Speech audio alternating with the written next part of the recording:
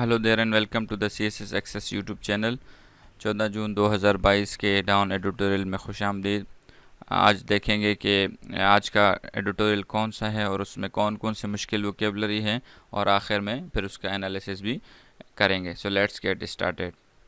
आज के जो एडिटोरियल है उसका टॉपिक है ताइवान इशू। वो लोग जो सीरियस कैंडिडेट हैं CSS PMS के, उनको तो पता है कि ये इशू किस हवाले से है, चाइना से रेलेवेंट है। लेकिन अगर आप लोगों को नहीं पता तो इस एडिटोरियल को आप लोगों ने सही तरीके से पढ़ लेना है और इससे रेलेवेंट जितनी भी खबरें वगैरह आएंगी तो उनको भी आपने पढ़ना है। इनएलिएनेबल एडजेक्टिव है, इसका माना है that can not be taken away from you. एक ऐसी चीज़ जो आपसे दूर नहीं की जा सकती या छीनी नहीं जा सकती, जो आपका इंटेग्रल पार्ट वगैरह हो, जो आपके साथ हमेशा रहती हो, उसको कहते हैं इनएलिएनेबल। एग्जाम्पल है a tense exchange of rhetoric between the Chinese defence minister and the US defence secretary over Taiwan at a recent security conference in Singapore reveals that self-rule island that Beijing claims as its inalienable part may become a major source of conflict unless rational minds prevail। तो यहाँ पे इनएलिएनेबल part यानी एक ऐसा हिस्सा जो China का, जिसको चाइना समझता है कि ये मुझसे जुदा नहीं हो सकता, ये मेरा परमानेंट हिस्सा रहेगा, या ये जो चाइना समझता है कि जो मुझसे कोई इसको ले नहीं सकता। प्रोवोकेटिव एडजेक्टिव है, माना है इसका intended to make people angry और अपसेट। लोगों को गुस्सा, गमगीन करना, गुस्सा दिलाना या अपसेट करना, परेशान करने को कहते हैं प्रोवोकेटिव। या intended to make people argue about something, या लोगों से यानी कि किसी बात पे आर्ग्यू करवाना, उनको भड़काना, भड़काने के माना में आता है। एग्जाम्पल है referring to military flights the senior US official told the gathering that China's activity near Taiwan were provocative and destabilising. कि चाइना जो काम कर रहा है ताइवान के नज़दीक, ये जहाज़ वहाज़ उड़ा रहा है, वो एक ऐसा काम है जिससे हमें जो है गुस्सा आ रहा है या ये माहौल को भड़काने के मुतरादिफ है। ब्रश असाइड फ्रेजल वर्ब है, to ignore somebody something or to treat somebody something as unimportant। किसी चीज़ को इग्नोर कर देना, किसी शख्स वगैरह को, या किसी चीज़ को यानी गैर इम्पोर्टेंट तौर पे डील करना, यानी वो इम्पोर्टेंट ना हो।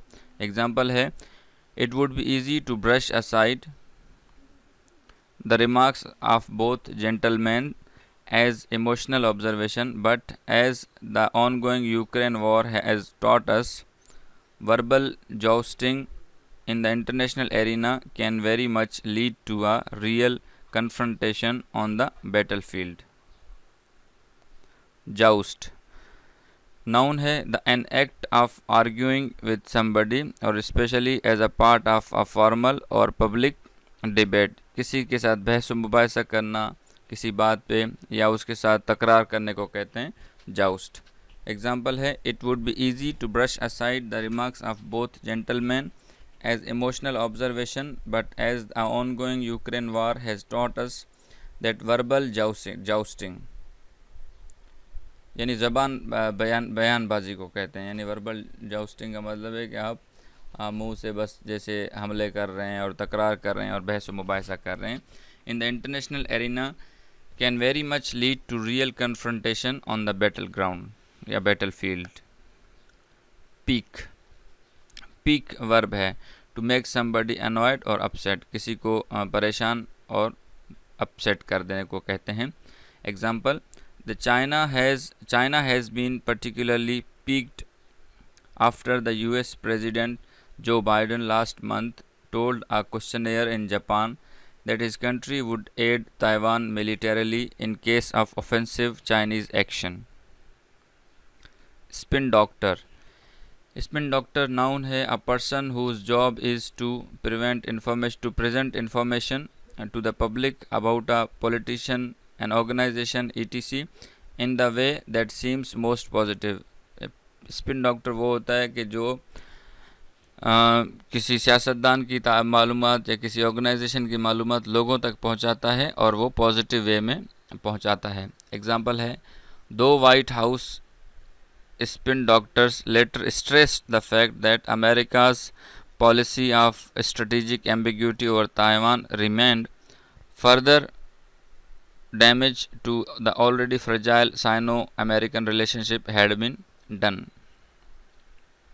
Tinker tinker verb है to random unplanned work activity और spend time idly, यानी कोई चीज़ आप ऐसी मतलब बात कर रहे हैं और फजूल बात कर रहे हैं, इसका कोई मकसद नहीं है और मतलब नहीं है, उसको कहते हैं, या अनप्लान्ड वे में कोई काम या कोई बात कर रहे हैं। एग्जाम्पल है the fact is that vast majority of international community maintains official relations with Beijing and not Taiwan, like while tinkering with the one China policy would be inadvisable. Inadvisable adjective है not sensible or wise that you would advise against, यानी एक ऐसी चीज़ है जिसके बरखिलाफ़ या जिसके against advice देना वो सेंसिबल और अक्लमंदाना बात नहीं होगी, उसको कहते हैं इनएडवाइजेबल। जैसे कि one China policy would be inadvisable. Imbroglio, imbroglio noun है, इसका माना है अ कॉम्प्लिकेटेड, कंफ्यूज्ड और embarrassing situation that causes many problems specially in politics. एक कॉम्प्लिकेट, कंफ्यूज और एम्बैरेसिंग सिचुएशन है जो जिसकी वजह से सियासत में काफ़ी मामलात होते हैं, जिसकी वजह से काफ़ी मामलात हों और ये मामलात सियासत से रिलेवेंट हो। एग्जांपल है perhaps the best solution to Beijing Taipei imbroglio would be the one country two system approach China has applied with the varying degrees of in Hong Kong and Macau. Shove verb है to push somebody something in a rough way, किसी शख्स को या चीज़ को बड़े बुरे तरीके से पुश करने को कहते हैं, यानी दीवार से लगाने को कहते हैं। बेसिकली आप ये इसका उर्दू में ये माना समझें कि किसी को दीवार से लगाना। एग्जाम्पल है yet if push does come to shove over the Taiwan issue with the US considering China its number one strategic competitor and the latter country willing to use force to prevent Taiwanese independence, the world will again be called to take sides just as in the case of the Ukraine conflict. Bumpy ride idiom है to have a difficult time, मुश्किल वक्त को कहते हैं, और to make a situation difficult for somebody, या किसी के लिए सिचुएशन ख़राब कर देने को कहते हैं bumpy ride. एग्जाम्पल है ultimately it is hoped diplomacy prevents a Sino-American flare-up over a Taiwan, yet the world must prepare for a bumpy ride if things get ugly. तो ये थे जी आज के एडिटोरियल के मुश्किल अल्फाज। मैं ये समझ के चल रहा हूँ कि जी मेरी जो ऑडियंस है वो काफ़ी एजुकेटेड है। अगर आप समझते हैं कि मैं मुश्किल अल्फाज जो है और भी मुश्किल अल्फाज जो छोड़ देता हूँ तो आप मुझे कमेंट सेक्शन में बता सकते हैं, तो फिर मैं उसको मज़ीद नीचे लेवल पे ले आऊँगा, क्योंकि मैं चाह रहा हूँ कि हम लोग थोड़ा सा एडवांस लेवल पे चलें, मुश्किल अल्फाजों को देखें, क्योंकि काफ़ी जो आसान अल्फाज होते हैं या जो कॉमन अल्फाज होते हैं मैं सोच रहा हूँ कि उनको स्किप करता आगे मुश्किल अल्फाज की तरफ बढ़ते जाएं। लेकिन अगर आप ये सब कुछ आपकी आसानी के लिए है, अगर आप चाहते हैं कि कुछ छोटे लेवल के भी अल्फाज इसमें डाले जाएं, जैसे कि ये रेट्रिक है, ये आपको नज़र आ रहा है लफ्ज़ यहाँ पे रेट्रिक बिटवीन द चाइनीज़, ये भी मैं डाल सकता था, लेकिन ये मैं समझा कि ये आसान है। तो अगर आप समझते हैं कि मुश्किल है तो मुझे कमेंट सेक्शन में बता दीजिएगा, तो मैं नेक्स्ट वीडियो में इन यानी कि कॉमन अल्फाजों को भी इसमें इनकॉर्पोरेट कर दूंगा। तो आइए जी ट्रांसलेशन और इसका एनालिसिस शुरू करते हैं। A tense exchange of rhetoric between the Chinese Defense Minister and the US Defense Secretary over Taiwan at a recent security conference in Singapore reveals that the self-rule island that Beijing claims as inalienable part may become a major source of conflict unless rational minds prevail। कह रहा है कि जी अभी एक Singapore में एक conference हुई है, सिक्योरिटी कॉन्फ्रेंस, उसके दरमियान यूएस डिफेंस सेक्रेटरी और चाइनीज़ डिफेंस मिनिस्टर के दरमियान जो बातचीत हुई है उससे ये साबित हो रहा है कि बीजिंग समझता है कि जो आइलैंड यानी कि जो ये ताइवान है वो हमारा एक ऐसा पार्ट है जिसको हमसे कोई जुदा नहीं कर सकता। तो ये कह रहा है कि राइटर कह रहा है कि ये एक ऐसे कन्फ्लिक्ट, ये बहुत बड़े कन्फ्लिक्ट की तरफ जा सकता है अगर रेशनल माइंड्स प्रिवेल ना करें। रेशनल माइंड्स प्रिवेल का मतलब है कि अक्लमंदाना फैसले अगर ना किए गए तो। Referring to military flights, the senior US official told the gathering that China's activity near Taiwan were provocative and destabilizing. America के एक ऑफिशियल ने इजलास में बताया कि चाइना जो है वो मिलिट्री फ़्लाइट्स कर रहा है, जिसकी वजह से जो एक्शन है वो प्रोवोकेटिव है और डिस्टेबलाइजिंग, यानी इससे उकसा रहा है और ख़ित्ते में अदम इस्तेकाम ला रहा है, और यानी कि ख़ित्ते में मसला आ रहा है। Meanwhile, his Chinese counterpart remarked that People's Republic would not hesitate to start a war if Taiwan declared independence, while adding later that it would be a fight to the very end. आपको पता है Chinese अभी काफ़ी aggressively foreign policy बनाते हैं, तो उसमें ये चाइनीज़ एम्बेसडर, चाइनीज़ रिप्रेजेंटेटिव ने ये कहा, यानी चाइनीज़ डिफेंस मिनिस्टर ने, कि जी अगर ताइवान को आज़ादी दिलाई गई या ऐसा कोई एडवेंचर किया गया तो हम जो है जंग स्टार्ट करने में किसी किस्म की घबराहट नहीं करेंगे और ये जंग जो है वो आखिरी हद तक जाएगी। It would be easy to brush aside the remarks of both gentleman as emotional observation, but as the ongoing Ukraine war has taught us verbal jousting in the international arena can very much lead to real confrontation on the battlefield.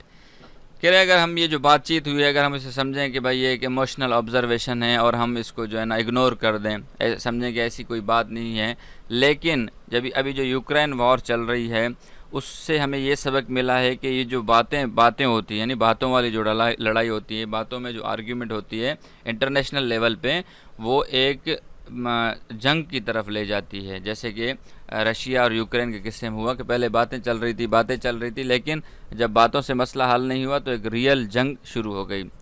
China has been particularly piqued after US President Joe Biden last month told a questionnaire in Japan that his country would aid Taiwan militarily in case of offensive Chinese action.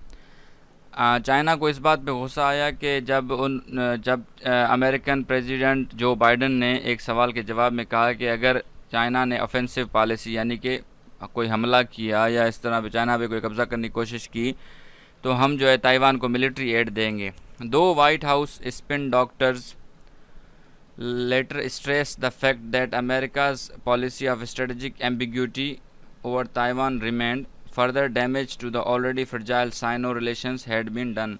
ये जो political या news information पहुंचाने वाले जो spin doctors जिसको कहते हैं, उन्होंने अमेरिका की पॉलिसी जो स्ट्रेटजिक एम्बिग्यूटी थी उस पर उन्होंने कहा कि ये हमारे ताइवान के ऊपर अभी तक है, जिसने मज़ीद जो है ये जो मसला था साइनो अमेरिकन रिलेशनशिप उसको मज़ीद ख़राब कर दिया। The fact is that vast majority of international community maintains official relationship with Beijing and not Taiwan while tinkering with one China policy would be inadvisable. ये एक हकीकत है कि बहुत सारे जो ममालिक हैं वो जो है ताल्लुकात बीजिंग के साथ रखते हैं, ताइवान के साथ नहीं रखते हैं, और चाइना की जो पॉलिसी है वन चाइना पॉलिसी उस पर सवाल करना या उस पर बहस मुबाहिसा करना ये इनएडवाइजेबल होगा, यानी अच्छी बात नहीं होगी कि इस पर बात की जाए। Perhaps the best solution to the Beijing Taipei imbroglio would be the one country two systems approach China has applied with varying degrees of success in Hong Kong and Macau. ये इसने कहा है कि जी चाइना जो है Taiwan में भी कामयाबी हासिल कर सकता है अगर वो वन कंट्री टू सिस्टम वाली अप्रोच अपनाए, जैसे उसने हांगकांग और मकाओ में अप्लाई की है, यानी कि मुल्क तो उसके अंडर रहे लेकिन उसका सिस्टम डेमोक्रेटिक हो, तो ये मशवरा दे रहा है। However this is a matter for China and Taiwan to work out between themselves and foreign states would be best advised to stay away from this delicate matter. ये एक बेहतर हो ये एक मसला है ताइवान और चाइना के दरमियान कि वो आपस में बैठ के हल करें, और जो फॉरेन स्टेट्स हैं यानी यूएस, जापान, ऑस्ट्रेलिया वगैरह, तो इनको जो है इस मामले से दूर रहना चाहिए। Yet if push does come to shove over Taiwan issue, with the US considering China its number one strategic competitor, and the latter country willing to use force to prevent Taiwanese independence, the world will again be called to take sides, just in the case of Ukraine conflict. कह रहे हैं कि अगर इस issue को दीवार के साथ लगाया गया और इस पर पुश किया गया तो ये तो एक बात हकीकत है कि चाइना जो है वो अमेरिका का स्ट्रेटेजिक कंपेटिटर है, और चाइना जो है वो ताइवानीज़ इंडिपेंडेंस पे फोर्स इस्तेमाल करने से गुरेज नहीं करेगा। तो इससे ये साबित होता है कि दुनिया को एक बार फिर जो है वो साइड्स लेनी पड़ेंगी, जिस तरह यूक्रेन कॉन्फ्लिक्ट में दुनिया उसमें चली गई है, दो हिस्सों में बट गई है। This will be a considerable foreign policy challenge for Pakistan. ये पाकिस्तान के लिए बहुत बड़ा फॉरेन पॉलिसी चैलेंज है। This country maintains deep political, economic and strategic relations with China. Pakistan के जो हैं चाइना के साथ बड़े गहरे मरासिम में माशी, सियासी और हथियारों के लिहाज से। And while relations with the US have been chequered, और जबकि यूएस के साथ ताल्लुकात ख़राब हो गए हैं, तो then can not be termed adversarial, उनको बहुत ज़्यादा ख़राब नहीं कहा जा सकता। And it will not be Pakistan interest to have strain ties with the Washington, और पाकिस्तान जो है वाशिंगटन के साथ अपने ताल्लुकात ख़राब नहीं कर सकता। Ultimately it is hope diplomacy prevent a Sino American flare up over Taiwan. ये उम्मीद की जा सकती है कि डिप्लोमेसी जो है वो इस आग को जो है भड़कने से रोकेगी जो साइनो अमेरिकन है, यानी चाइना और अमेरिका के दरमियान है ताइवान के ऊपर। Yet the world must prepare for a bumpy ride if things get अगली। लेकिन दुनिया को जो है मुश्किल हालात के लिए भी सामना करने के लिए तैयार होना चाहिए। तो ये अब तक के लिए इतना ही। अपना और अपने इस चैनल का ख्याल रखिएगा। अल्लाह हाफिज़।